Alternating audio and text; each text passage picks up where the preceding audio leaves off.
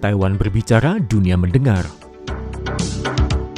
我们有3个目标，包括强化全社会治安环境。 Suara Taiwan, cerita dunia. Dengarkan hanya ada di Ruang Perspektif. Bergabung kembali dengan Radio Taiwan Internasional siaran Bahasa Indonesia bersama Senus Hendry dalam acara kita di hari ini, yaitu adalah Perspektif.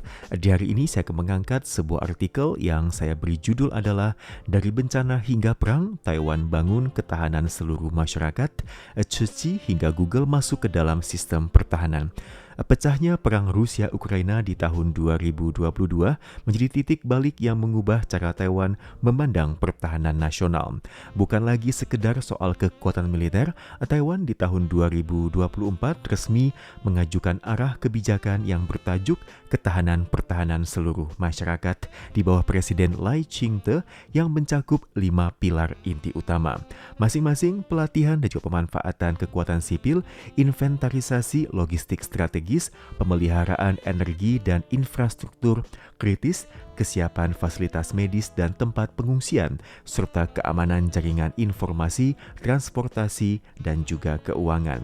Unit yang dilibatkan pun tidak terbatas pada kementerian pemerintah, melainkan juga organisasi keagamaan, wadah pemikir, hingga perusahaan swasta seperti Google yang mengelola infrastruktur informasi penting.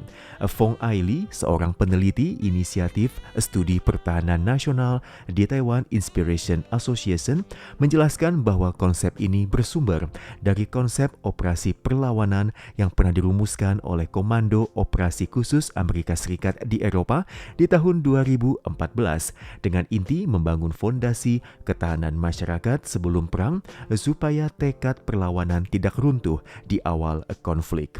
Direktur program dari Indo-Pasifik dari Jerman Marshall Fund yaitu Bonnie Glaser bahkan pernah menegaskan jika pengalaman Taiwan sangatlah layak menjadi referensi dunia bagi negara-negara demokrasi dalam menghadapi ancaman.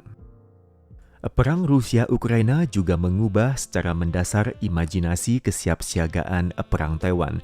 Sebelum tahun 2000, strategi pertahanan Taiwan berfokus pada penguasaan laut dan udara serta penghancuran musuh di garis pantai, yang mana ini merupakan skenario setelah pendaratan pasukan komunis nyaris tidak pernah dipertimbangkan.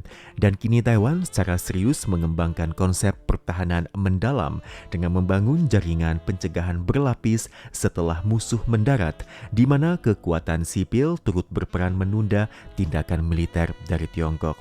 Pergeseran ini mulai diterapkan secara konkret melalui rencana penyesuaian struktur kekuatan pertahanan nasional seluruh rakyat yang pernah diajukan oleh mantan Presiden Tsai Ing-wen di tahun 2022 yang memperpanjang masa wajib militer dari 4 bulan menjadi 1 tahun sekaligus membagi kekuatan pertahanan menjadi 4 komponen, masing-masing pasukan tempur utama, sistem cadangan, pasukan penjaga, dan sistem pertahanan sipil.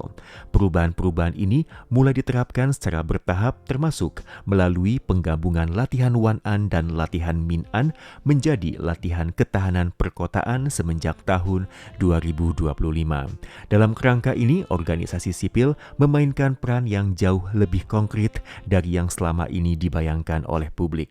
Yayasan Buddha Tzu Chi misalnya telah resmi masuk dalam pedoman operasional Pusat Tanggap Darurat Bencana Pusat semenjak revisi tahun 2018 dengan tanggung jawab dukungan logistik bagi personel penyelamat. Pada revisi tahun lalu, berdasarkan pengalaman gempa Hualien 0403 di tahun 2024, posisi Tzu Chi dipindahkan ke kelompok sumber daya sipil untuk kemudian bekerja sama dengan Kementerian Kesehatan dan Kesejahteraan di Taiwan dalam menangani kesiapan logistik tempat pengungsian dan juga pemanfaatan sukarelawan. Revisi yang sama juga menambahkan tanggung jawab baru bagi Kementerian Pembangunan Digital untuk mengerahkan cadangan komunikasi satelit dan mendukung kekuatan seluler jaringan darurat saat komunikasi di area bencana terputus.